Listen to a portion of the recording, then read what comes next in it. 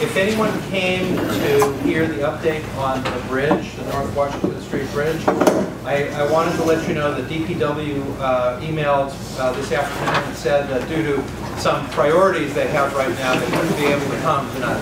So rather than trying to recapture, use the time for something else, I thought it would be nice if we just move through our agenda with dispatch.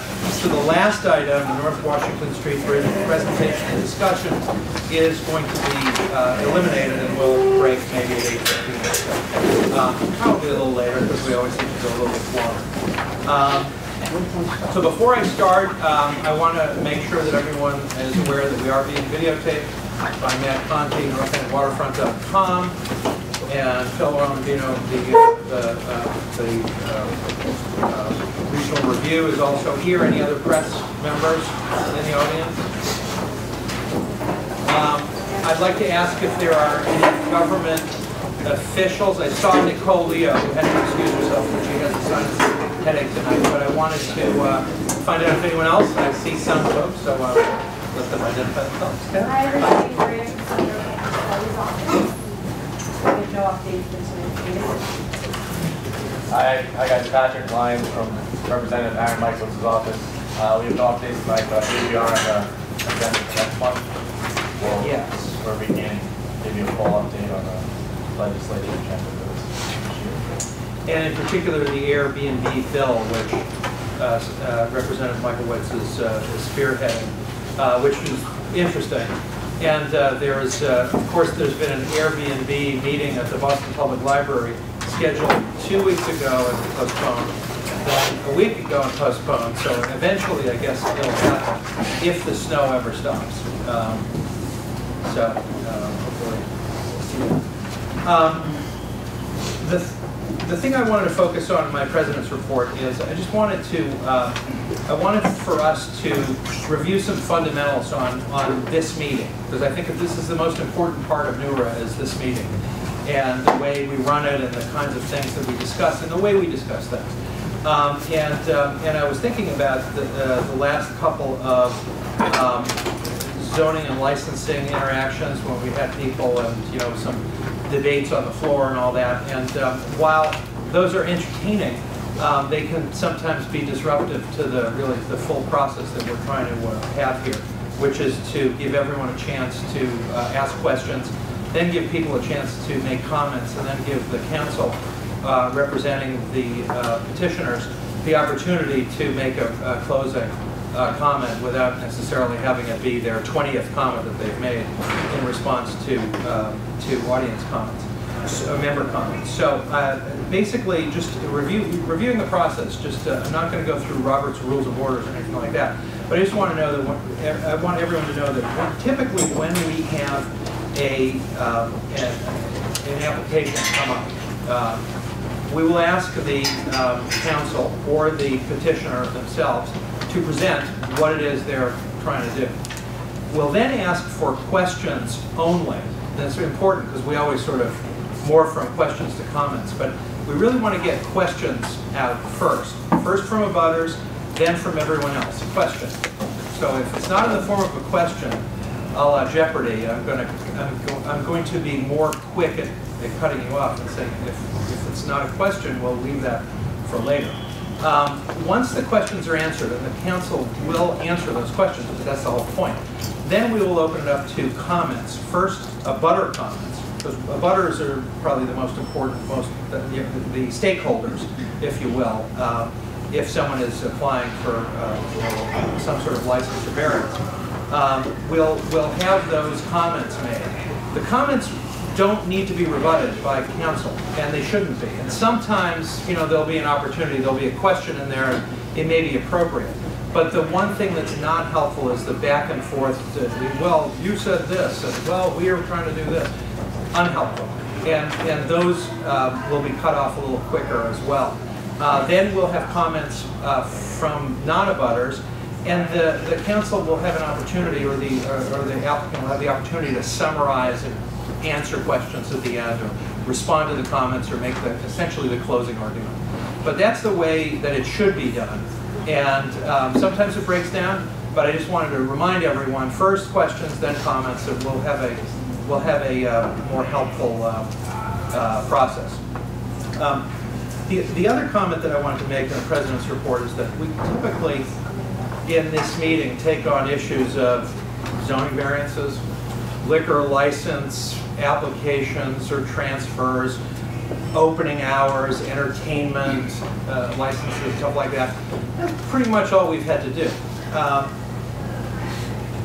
However, we've run into a situation, and Victor may want to explain this more, where a restaurant has, it's not yet on the agenda, but I'm just making this comment because I sort of want to keep it that that's all we do, because that seems a reasonable thing for us to do. But there is occasionally a possibility where someone could choose a name for a restaurant that's, you know, maybe not appropriate. Maybe it's a really bad swear in another language. Maybe it's a really bad swear in Italian. We've run into situations like that. And hopefully the situation will go away before the application happens. But I just want everyone to understand, you know, that you know, we love our North End. You know, we love all the restaurants and the charm and the Italian names. We have to be very, very careful. I mean, you know, little joke names for restaurants that are actually pretty bad swears in Italy are probably not a great idea. And again, I'm hoping that we don't get into the business of trying to litigate that here, because that would really be a fail for the neighborhood. So hopefully, as I said, this issue will go away before the application. But I just wanted to let you guys know that such things are on the radar screen. And I just think, you know, that there's a certain sense of decorum that I'm hoping all members of the community, including the business owners, will keep to, so we don't have to get into some sort of regulation of naming, which I think would be sad if we had to do that.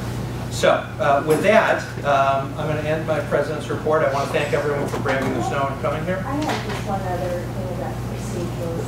Sure. I'm not sure if we covered that. I apologize if you have, but I find it a bit disconcerting when someone is coming in to present, say, a variance or a request for support for a variance, and they have legal counsel and the lawyer seems to be running the meeting.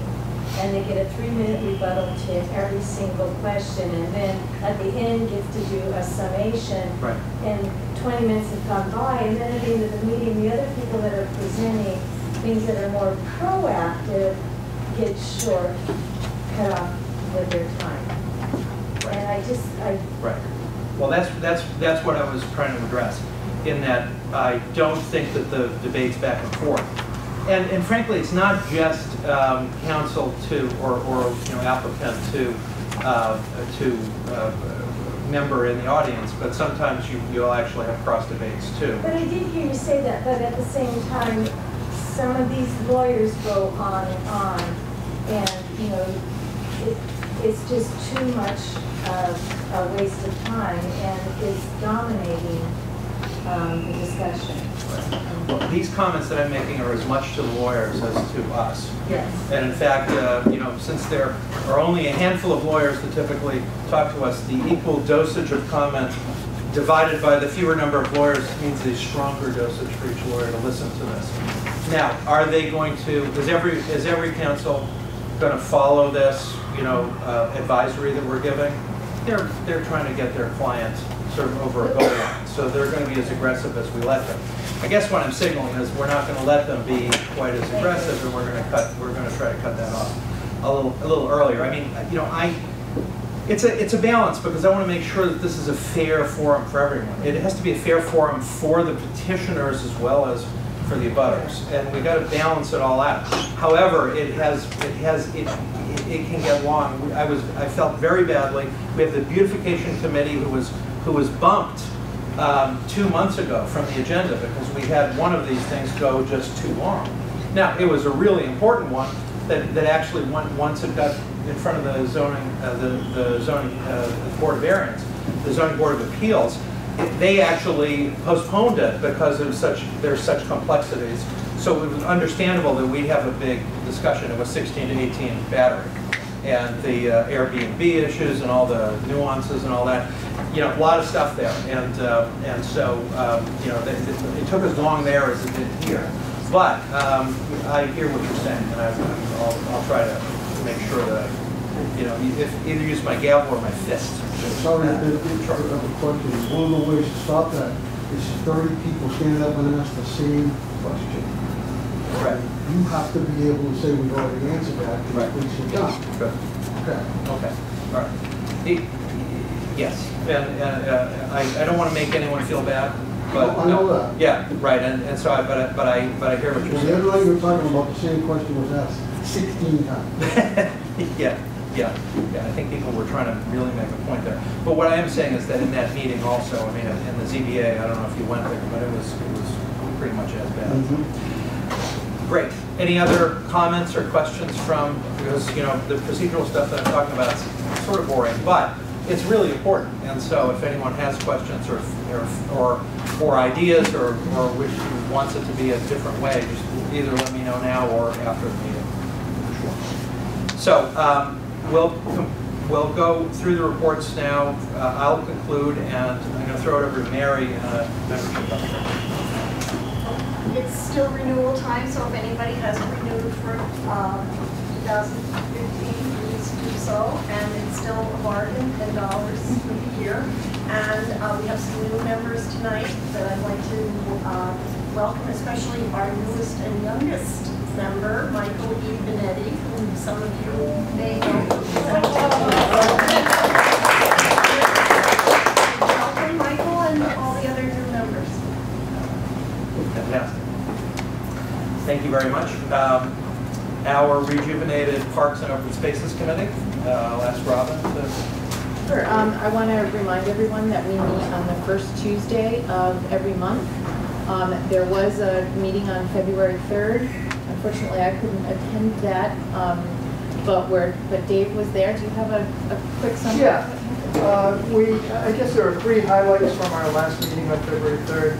One is we understand that Chris Cook, the new Commissioner of Parks and Recreation, has requested information from us, from the community, to help him go to those who have the strings, the money strings, and to the purse strings, to get money to at least do a needs assessment and maybe a plan for reconditioning the Prado. And that's something that we've been pushing for at least a couple of years now. And he likes that idea as well. And he'd like to get more information from the community to help him make the case for getting the money to at least do the study and maybe also get it into the works for some overhaul of the Prado as well. And it would be wonderful if we could get the Prado reconditioned by 2020 when the 250th anniversary years start in celebration of the tribute to the rebellion back in 1770 to 1776 or so. So that would be great to have that done by 2020. The other topic is the budget.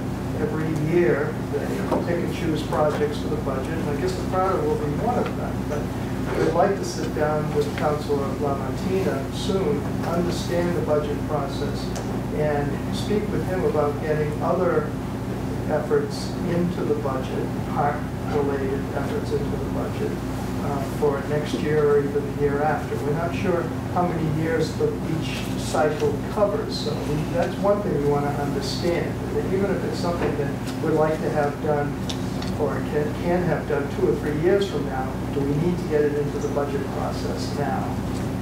The third issue was on the agenda.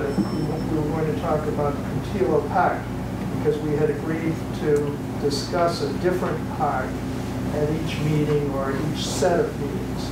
Well, given the weather conditions, we're not going to be able to bring the Parks Department out to any of the parks anytime soon. So what we'd like to do is to advertise maybe for the next meeting, well in advance of the next meeting, that we will be talking about Contillo Park and try to get people in the neighborhood who have an interest in that park to attend the meeting, especially people who live near that park, This is the park that's located off of Salem Street between Stillman and Morton. There's a basketball court in there, there's a tot lot in there, but it needs a lot of tender loving care, and so does Morton Street especially. So we'll put that on the agenda for next month, but advertise it well in advance so people can come and participate in that discussion. That's it. Thank you both for the meeting in my absence. And that next meeting is Tuesday, March 3rd at 7 p.m. at the Mariners House. And anyone that's interested in helping out with the parks in the North End, please attend and tell your friends. In addition to the parks, I have a quick notice from the Rose Kennedy Greenway. There's going to be a meeting on Wednesday, February 25th at 6:30 p.m. right here at the Mazzaro Center to talk about the updates and improvements to the boxwood beds that are buried under the snow right between here and the Haymarket Station. There's going to be a presentation and discussion, including discussion of the new benches that are going into the park, and some budget issues. And on top of that meeting, the Greenway does want to let everyone know that they are doing their best to clean the sidewalks in the Greenway, and they are finding that other businesses or entities are dumping snow back onto the Greenway. They are cleaning it, but they're finding snow kind of reappearing in areas that they've cleaned. And they realize some of the handicap ramps are being blocked, and they're doing their best to clean those. But someone's putting snow back where it's been removed. So, but they are aware of it, and they were working really hard to make sure that that's clean and safe. That's it. Okay, great. Thank you. Thanks everyone who's been active in our redoubling of efforts in parks, which is important for us in 2015. The next and final committee report is from the ZLC, Zoning, Licensing, and Construction, and that's Secretary. First, I have an announcement to make that has nothing to do with zoning, licensing, and construction. But does the Benetti family play basketball? No. Excuse me. I was told to announce that the Mazzaro Center basketball team, or one of them, has been chosen as the representative from the state of Massachusetts to in a league, and they will be playing the representative team from New Hampshire shortly. So I want everyone to know that, and that I discharged my responsibility to the person who asked me to do it. On the subject of formats, as Ford has explained his, the format that I've adopted over time is first to talk about the ZLC meeting that just happened, then to talk about the ZLC meeting to come, then to give some statistics, and I'm going to add some updates involving zoning, licensing, and construction that I think the community would be interested in hearing. First, the past CLC meeting, there was one item on the agenda. It was Battery Wharf, and Battery Wharf is on today's agenda. There is one little quirk about it that I think may be helpful for me to mention. I'm sure Attorney Devlin will, but perhaps as an introduction I can. The reason that they are here for a transfer is the license they have is non-transferable. And that is the quirk. When Fairmont took over the management of Battery Wharf, the legislature had just authorized some additional licenses, some of them non-transferable, and some of them hotel licenses. I guess the reason for a non-transferable license is to try to depress the value, or to halt the escalation of the values of licenses by having some available at no cost. So Battery Wharf, Fairmont took advantage of that, got a license from the licensing board, but it's non-transferable. There was a new operator who was coming into the picture, Fairmont has stepped out, and it can't transfer its license. So the new operators have to purchase a license on the market for at great cost, and is here now to ask for our support in the transfer of the new license into the North End. There won't be an addition. There's no, since the other one is leaving, this one is coming in but not adding anything. And perhaps another little quirk too, that the hotel license does not specify number of persons, number of seats, and that has been a concern among some of our community, some members of our community, and the applicant, I'm sure, will tell you that they do not plan to increase the number of seats now, and if they do, they will follow a public process to do so. So that's past ZLC meeting. The one to come on February 24th, two things will be on it. One will be 319 Hanover Street, which is the former Pomodoro, and it will be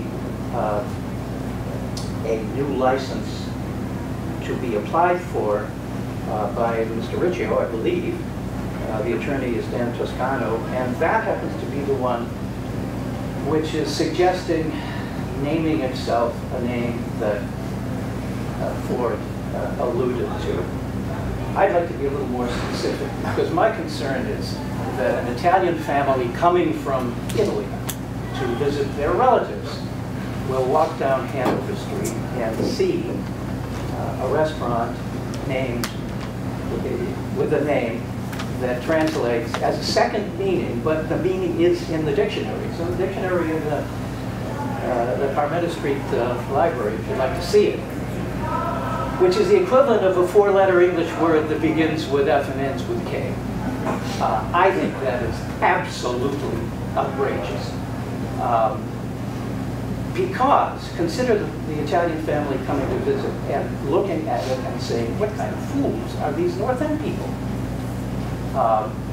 Suppose they're with their daughter who is going to one of our prestigious universities and thinking of having her get an apartment in the North End. Yeah. In this Greece, I think it's inappropriate. Yeah. Can I say more, or should I stop there? Let's see what name is presented when they come to this. Okay. And the next item, which will be on the CLC agenda, and I haven't replied to them yet, but I just got their request, is 20 Unity Court. The request came from an architect who says we are working on a renovation/addition project. So I don't know any more about it, but we will ask him, as usual, to email his information, floor plans, elevations, details, which we can then put on the website, on the CLC website.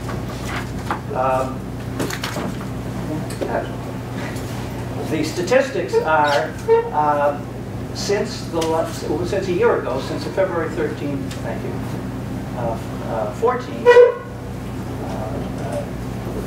NEWRA meeting, 24 letters were written, of which, in which we supported 8 applicants. We had no objection to 6. We opposed 4, and 2 of them were split votes. That doesn't add up to 24 because there were 4 letters that did not involve votes, simply letters to the licensing board or the board of appeal for different reasons. And now I'd like to move on to the additional area that I mentioned, which is updates for what's going on in the North End. The first update is really not an update, but I have to do it anyway. It's the memorandum regarding zoning variances that I left on the table, and if one didn't get one, I thought it too extra here. And the reason I'm mentioning it is because I spoke at length a month ago about zoning variances and about the fact that the Board of Appeal exceeds its legal authority and has been doing it for decades. And it goes on, and no one seems to want to do anything about it, except those who are affected and who are standing to go to the Superior Court Superior Court bounces it back and says it's illegal, you can't do it, but it goes on and on. This is a memorandum that Mary and I worked up 5 years ago, and what we said here still applies, and I've presented it to you just to keep the conversation going. There is an interesting aspect to that which I'd like to mention, which is if we, or at least I, the rest of you haven't voted on it, and so I have to say, if I take a strong position that the Board of Appeals should not be granted variances that exceed its authority, should we be voting on them? Should we vote to support something that we recognize as being beyond legal authority? That's part of the conversation that I think we should have about zoning variances.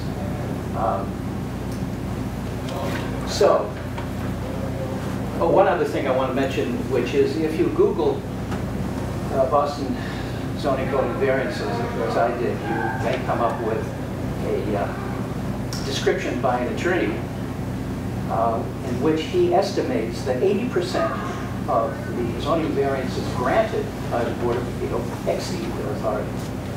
Interesting statistic. Next, that's zoning. Next, licensing. Well, the one item I've already mentioned, the name of the restaurant that is going to be applying next month for support. So I'll skip that. But the other item of interest I thought was an order that has been filed by Councilor Wu, I'm sorry, and Councilor Murphy to provide a proposed ordinance that would allow you to bring your own beverage, BYOB, in Boston and give the Boston Licensing Board the authority to set rules and regulations about obtaining a BYOB license. And that would apply in restaurants without liquor licenses. And the councilors point out that we should keep a focus on gratuity for hospitality workers and how this would affect that. The matter was referred to the Government Operations Committee for a hearing, so let's keep an eye on that. It's an interesting proposal. Finally, let's see, that's licensing. Construction. There is, to me, big news about Parcel 9. Parcel 9 is the parcel across the Greenway, directly across from us, Hanover Street, where the Haymarket Pushcart Association now stores its paraphernalia between its weekend production. That was the subject of a study by Mass DOT, Mass Department of Transportation. I was on the advisory committee. It lasted several years, 4 or 5 years. All the committee members worked hard, came out with a proposal which was supported by Mass DOT, which was it being part of the BRA's market district, whatever building is put on it should have a market-related function. But in order to finance that, we were advised that there needed to be something more than a market. So it was brought to this community, and the community supported a higher building on the Surface Road, North Street corner, near the Dock Square Garage and the Bostonian Hotel, in return for a very low building where the market functions would take place, not in competition with the Pushcart Association or the public market. A lower building that would not interfere with views of the Blackstone Block, because the Blackstone Block is a historic, it's on the National Register of Historic Places and the city landmark commission has designated a historic landmark, that group of streets. So, there was to be a low building and a higher building. The successful bidder bid on a low building, 1-story, and an 8-story hotel. After receiving designation, the successful bidder added a story to his low building, which now belongs to the bidder, and added 2 stories to the hotel. So what was 84 feet is now 103 feet. It looked to be as though it was going to sail through the BRA because the Boston Civic Design Commission over my vigorous objection, approved it. Well, on the 26th of January, the state Massachusetts Historical Commission wrote a letter saying, MHC has determined that the proposed project will have an adverse effect on the Blackstone block through the introduction of visual elements that are out of character with and alter the setting of the historic district. So it has come to a grinding halt. I'm delighted to see that. I think we should do everything we can to support the Massachusetts Historical Commission in its letter to NEWRA, the Massachusetts Environmental Protection Agency, in remedying that situation. They asked for consideration of design alternatives for the proposed height and massing in order to determine whether the negative height effects can be reduced. I should say that the regulations that apply to Mass Historical Commission say that they do not have the veto power, but at least they're in the act and flexing some muscle, and I'd like to help support them do that. Dave, should we be writing to them, writing to NEPA? How should we exert our influence? Do you have any ideas? Well, I think we should, you said, support the MHC's statements and their position on this and maybe buttress that position, because no doubt they're going to end up in negotiations with all sorts of people. So we should buttress it with the statement mainly that we went through years of public process. What really bugs me more about this than anything else is the fact that once again, the BRA was perfectly willing to ignore years of public process and allow something to go forward that we had decided through that public process shouldn't go forward, a height exceeding 80 feet. And Mayor Walsh needs to know that this happened, because he has said that there needs to be more transparency, there needs to be more respect for public process by the BRA. And here's another example of there not being that. But no, I think we should support MHC. We should send a letter to them, but we should CC the world, of course. Okay, can I ask you a question on that? Sure. You mentioned that the successful bidder, when there was two firms looking to develop that parcel, had the 1-story, 8-story combination. Mm-hmm. And as I recall, that was the one that you were on the advisory committee. You supported that. You were in the minority. I was in minority of one. And you, yes. you did the 12 Angry Men thing and got them to come over, which is great. But these guys then said that that's what they were going to do. And then all of a sudden, boom, another story here and another 2 stories here. You have no way to answer this besides speculating, I imagine, but go ahead and speculate. Do you think that that move, somewhat brazen move, to just be selected on one design and then change the design, might have prompted this letter from the historical? Well, it's hard to say. In her letter, and by the way, I have a handful of copies. I hope there are a lot of people interested. I'd like to give you copies so that you can see it, and as Dave suggests, write to her in support, CCing everyone you can think of. She says, that is, and she being the Rona Simon, the State Historic Preservation Officer and Executive Director of the Mass Historical Commission. She says that she submitted comments to MassDOT on April 4, 2013. On April 4, 2013, our advisory committee was in full swing, and I don't remember seeing any report from her, which means that MassDOT didn't tell us about it. Now, whether it fell through the cracks and my aggressiveness has brought it up again, I can't say, but I'm certainly happy to see this. Well, it is nice to see, you know, David expressed some of his frustration with BRA. One thing that I think is unchecked largely is when someone has a design proposal, they're selected, then they change it.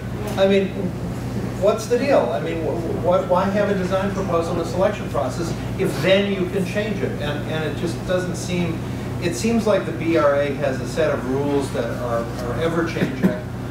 You know, and known only to a select few, and you know, hopefully we can maybe make our opinion known that that's not good for anything. Well, I agree with you, and the words I used were among words, I use many words, but in conclusion that it reflected on the integrity of the public bidding process. I think it does, but that didn't seem to resound with anyone, other than perhaps Simon. And, you know, and just to be fully honest with everyone, at the public meeting, the Parcel 9 meeting, even after they added the second story and the 2 stories to the high building, I remember my comment was that I thanked them for not proposing a 500-foot building, because the Chaffaro proposal was in full swing and looked like it was being embraced, even though it violated every zoning plan that had been ever made for the particular parcel that it sits in. So,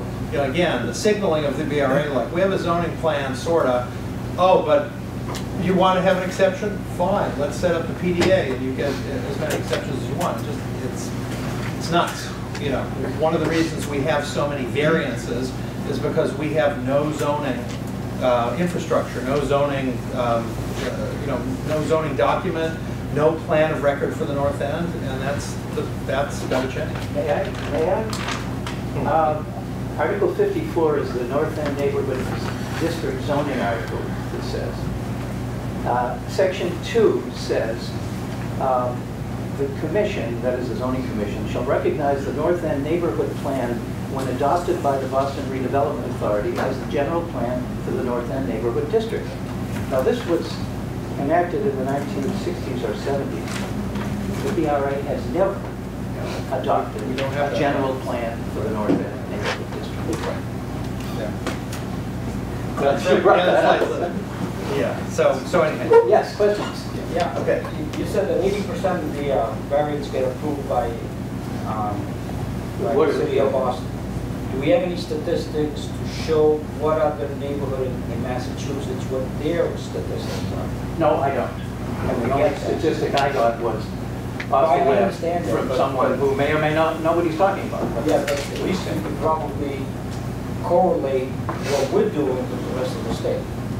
For clarification, did you say that 80% of the appeals are approved, or did you say that 80% of what's approved shouldn't have been approved? Yes, that doesn't meet the standard. It doesn't meet the law. It doesn't meet the legal standard. They're illegal decisions. Yes. Yes. Each city and town has its own requirements that he's saying, and they're all basically different. Not really. I think Yes, they the are. state of Massachusetts, if you look at different, they might vary slightly, but they're not that different as far as the You just have a divisions. thing right here, that the state says you have to do it. They haven't done it in 40 years. So it's up to the individual city and town to go after that. No, not with zoning, not with zoning, Phil, you're wrong. You can't compare both. There are You can't state compare those. standards. Yeah. And Boston violates those state standards all the time. They all do, every city in town. No, that's not Let's true. give You the- do your research, Phil. let's give the That's floor not back to true. the- Okay. Cross debates. As I used to say when I sat up there, please no private debates. Any other questions? It was just like you said, a fact. I'll say a fact. Yeah, that's your opinion. When we talk about BRA, we always talk about BRA. How about we talk about the people in the BRA? Who are the people that made this decision to change the product? It was made so long ago that I can't tell you. It's been observed for decades. Yeah, but I'm talking about the Blackstone. Oh, the Blackstone. What I'm talking about is why instead of just addressing the BRA as a Okay, whole, okay, sure. why don't we pick the individuals that did that and hold them accountable, bring them to the meeting? Sure. It is the Boston Civic Design Commission, which is made up of, I think, nine distinguished persons from the architectural and landscape architectural field who were appointed by the mayor. These were all appointees of Mayor Menino. I don't think there have been any new ones appointed yet. And they review and advise the BRA. So those were the hearings that I went to when I raised these issues. Not only the issue of the integrity of the public bidding process, but the protection of view corridors. And view corridors is a buzzword for architects and historical preservationists. preservation of view card to Blackstone Block. The Boston Civic Design Commission ignored it. There was an initial hearing at which I spoke. There was a design committee hearing at which I spoke. And actually, two persons came with me, two of the members of the Parcel 9 of Mass DOT Advisory Committee, who said, yes, we agree with what Victor is saying. The design committee ignored it, and the third meeting was back before the committee as a whole, who voted to approve the changes. So they advised the VRA, which to me means that without this letter from Rona Simon, it would sail through. And I would also say, and I think we should move to the first agenda item afterwards, but I would also say, I mean, I think it's useful to talk about the people who may be in charge. But there is an issue where you have a very unique organization, the VRA. I mean, it does both sort of commercial development, business, pro-business, plus zoning. It's sort of, there's an inherent conflict of interest built in the organization. The organization's self-funding. It's going to be refunded by a series of 9 or 10 stealth bills that are going to go through the legislative session soon, I think. The extensions. Reauthorizations, the extensions, so it gets its money from the state. And it creates, whenever you have a large development, you can petition to have a PDA created, Planned development area, and you get a totally new set of zoning rules. In fact, all zoning rules are thrown out. It's essentially creating an alternate universe, slot. Whenever this is dropped on, you have alternate universe rules. It's bizarre. It's basically, if you looked at process, if you're a student of process and you like to see good process, this is exactly what you designed to blow the process up. It makes no sense, and unless that's its function is to blow up all process, so there can be no process. And if that was the design intention of the VRA, which I'm not saying it was, but if it was, it would stand to reason that maybe the organization is the issue more so than the people. And I think that really needs to be examined by the city of Boston, because the VRA is an entity that's been around since the 60s. 57. And 57, and we have to ask ourselves, has it outlived its usefulness? Its urban renewal that it succeeded at, it believes. Did it succeed? Should it continue to do what it did? Do we think that it did a good job? I just think the city ought to be asking those questions. And somehow it never does. Mayor Walsh suggested that he was going to ask those questions in his campaign, but it hasn't happened yet. And someone once said, the VRA is a poodle, and every mayor that comes in always says, I'm going to get rid of it, and then it's always charmed by the poodle, and it wants that poodle for itself. Now, that was someone who told me that. I thought it was a peculiar comment, but the more I sit in this chair and go to these hearings, the more I realize, sort of, that's a pretty insightful comment. Anyhow, with that, the VRA people watching this tape are probably going to mail me a letter.